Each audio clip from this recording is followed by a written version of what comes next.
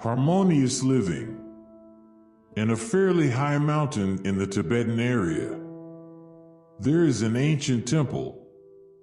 Not far from the ancient temple, there are two monasteries that are quite large. Even though the two monasteries were close together and looked similar, the situation inside turned out to be quite the opposite. The first monastery is a very quiet, serene, and shady place to study. All residents live in harmony and peace. There was never a dispute between them, and all the residents lived happily. The second monastery, on the other hand, it's like keeping a fire in the husk, which is blown by the slightest wind. Almost every day, there are residents who disagree and make a fuss. Life there is really not harmonious. The second abbot felt confused about the situation. He then sent his brightest disciple to stay for a few days in the first monastery. The disciple's mission is to investigate why the inhabitants of the monastery can live in harmony. A few days later, the disciple returned and reported, "Master, the inhabitants of the first monastery can live in harmony because they often make mistakes." The second abbot was confused to hear that. How is it possible to often make mistakes, even make them live in harmony? "Yes, Master. They often make mistakes, so everyone understands each other," continued the student. The more he explained, the more confused the abbot was. Finally, he decided to pay a visit to the first monastery himself.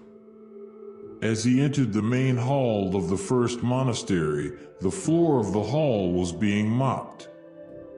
At that time, someone else came in with him and the person slipped because the floor was still wet.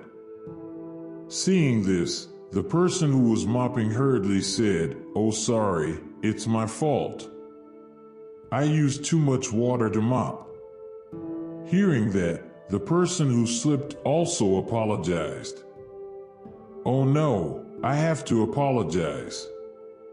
I was careless and didn't see that you were mopping. In fact, I've made the floor you're mopping again." The second abbot who saw this smiled and finally understood.